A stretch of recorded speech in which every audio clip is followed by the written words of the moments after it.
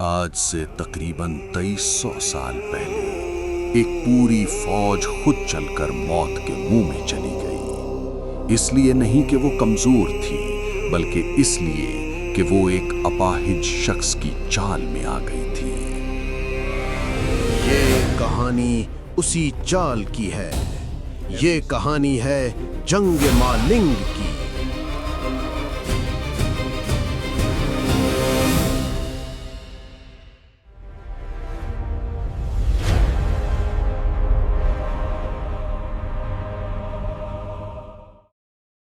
एक माजूर शख्स एक दुश्वार गुजार घाटी के रास्ते में एक पुराने दरख्त की छाल पर कुछ अल्फाज खोद रहा है।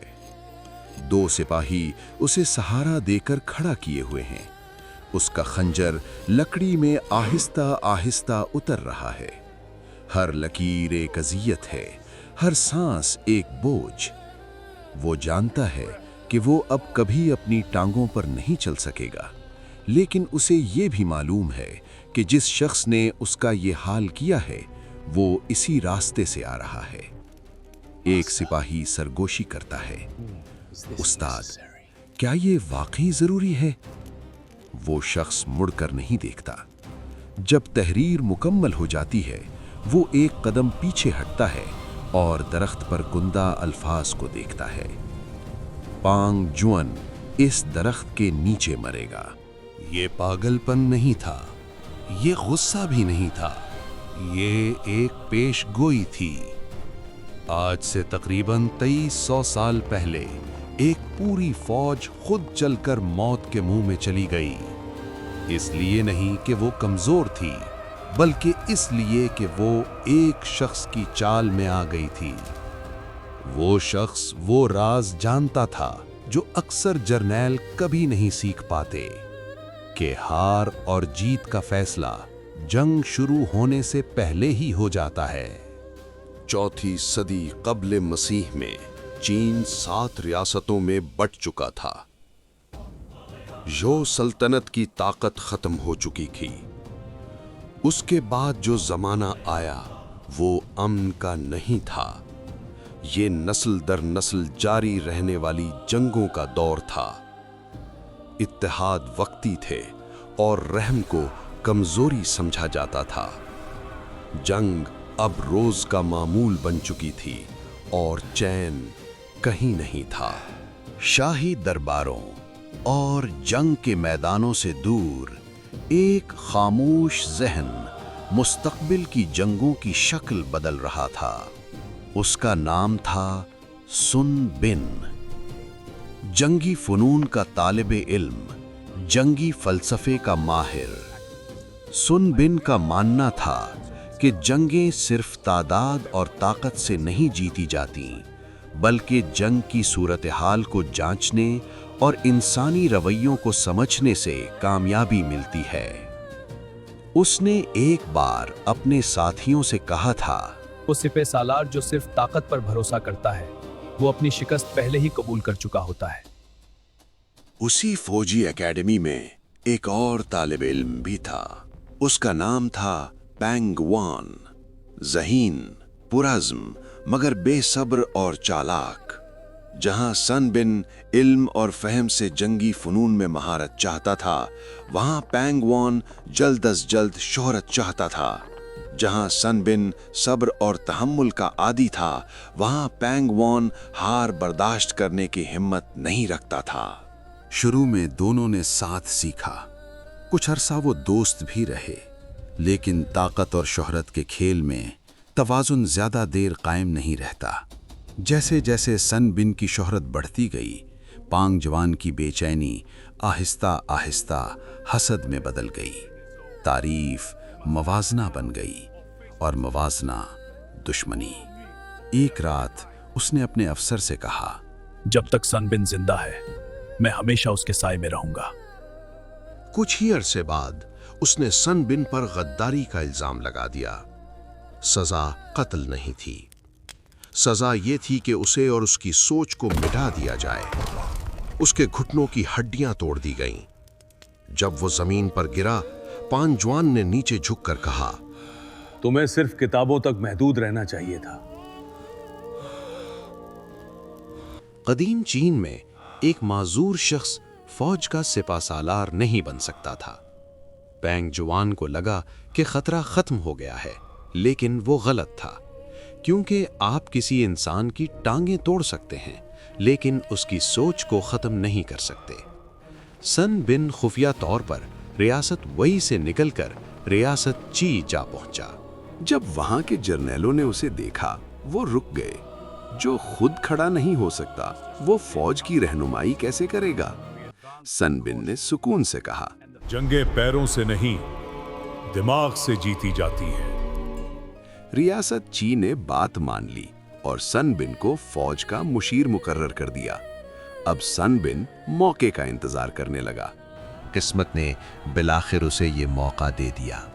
सुन बिन के ची हिजरत कर जाने के कुछ साल बाद रियासत वै ने छोटी रियासत हान पर चढ़ाई कर दी। हान टूट रहा था और करीब था कि चंद दिनों में उसका दारुल हुकूमत वै के कब्जे में चला जाए। मायूसी में हान ने ची से मदद मांगी। ची के जर्नैलों ने कहा, हमें फौरन पेशकदमी करनी चाहिए। सुन बिन ने सर हिलाया। ताकत का मुकाबला ताकत से करना, दूसरे की शराइत पर जंग लड़ना है। हान को छोड़ दो, वे के दारुल हुकूमत पर वार करो। कमरे में खामोशी छा गई। एक जर्नैल बोला, इस तरह तो हान बर्बाद हो जाएगा। सुन बिन ने कहा, नहीं, इस तरह वह अपनी जीती हुई बाजी छोड़ने पर मजबूर हो जाएगा। उसकी मंतिक बज़ाहिर बेरहम थी मगर दुरुस्त, और बिल्कुल ऐसा ही हुआ। वह ने हान के महाज से अपनी फौज वापस बुला ली। अब उनकी 1 लाख की फौज अपने दारुल हुकूमत के दिफा के लिए ची के मुकाबिल सफारा हो चुकी थी। और किस्मत का करना यह हुआ, इस फौज की क़यादत खुद पैंग गुआन कर रहा था, वही शख्स जिसने सुन बिन को चलने के काबिल न रहने दिया था। इस तरह अब सुन बिन और पैंग गुआन दोबारा आमने सामने थे। सन बिन का मकसद सिर्फ ये जंग जीतना नहीं था, बल्कि वो वेई की फौजी ताकत को हमेशा के लिए तबाह करना चाहता था। और वो ये सब कुछ अपनी फौज के किसी नुकसान के बगैर करना चाहता था। इसके लिए उसने एक अजीब चाल चली। जब वेई और ची यानी सन बिन और पांग जुआन की फौजें आमने सामने हुईं, तो सन बिन ने अपनी फौज को बगैर लड़ाई किए पीछे हटने का हुक्म दिया। ची की फौज पीछे हटने लगी। पांग जुआन ने यह देखा तो हंसा और कहा, एक माजूर जो खुद खड़ा नहीं हो सकता, उसकी फौज मेरे सामने कैसे ठहरेगी? उसने ची की फौज का पीछा करने का हुक्म दिया। यही पांग जुआन की हार की इब्तदा थी। पैंग जुआन सुन बिन की चाल में आ चुका था। की फौज आगे बढ़ रही थी और वेई की फौज उसका पीछा कर रही थी। रात हुई तो दोनों फौजों ने पड़ाव डाल लिया। सुन बिन ने इस मौके पर अपनी फौज को एक और हैरन कुन हुक्म दिया। उसने कहा, रात को कैंप में जलने वाले चूल्हों की तादाद कम कर दो। ये हुक्म बज़ाहिर मामूली लगता है, लेकिन दरहकीकत ये एक बहुत गहरी चाल थी। उस जमाने में जासूस चूल्हों की तादाद गिनकर फौज की तादाद का अंदाजा लगाते थे। चुनाचे जब पहली रात चूल्हे कम हो गए तो पैंग जुआन के जासूस ने खबर दी कि सुन बिन की फौज से 20,000 सिपाही भाग गए हैं। पैंग जुआन ये सुनकर बहुत खुश हुआ और उसने अगले दिन भी पीछा जारी रखने का फैसला किया। दूसरी रात सन बिन ने फिर यही हुक्म दिया और इस बार चूल्हे आधे कर दिए गए। पांग जुआन ने अगले दिन भी अपनी 1 लाख की पूरी फौज के साथ पीछा जारी रखा। तीसरी रात सन बिन ने चूल्हे बहुत कम कर दिए। जासूस ने यह देखकर पांग जुआन को खबर दी कि अब तो सन बिन के पास सिर्फ 20,000 सिपाही रह गए हैं। पांग जुआन ने यह सुनते ही फैसला कर लिया, इनकी फौज टूट रही है, सिपाही भाग रहे हैं, जो बाकी रह गए हैं उन्हें हम मौत के घाट उतार देंगे। अगले दिन उसने एहतियात तर्क कर दी। उसने प्यादा फौज पीछे छोड़ दी और सिर्फ घुड़सवार दस्तों के साथ ताक़ुब शुरू कर दिया। तेज, जारहाना, अंधा ताक़ुब। और यही सन बिन चाहता था।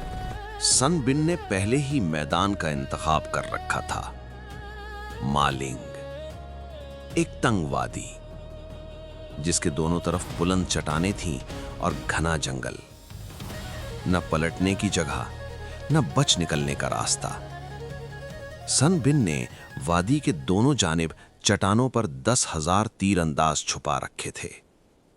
वादी के पुरपेच रास्ते के ऐन बीच एक दरख्त खड़ा था। सन बिन ने अपनी छुरी से उसके तने पर एक पैगाम खोदा। पांग जुआन इस दरख्त के नीचे मरेगा। ये कोई वहम नहीं था, ये एक पेश गोई थी, और इससे भी बढ़कर ये एक नफसियाती वार था। शाम ढलते ही पांग जुआन वादी के दर्रे में दाखिल हुआ।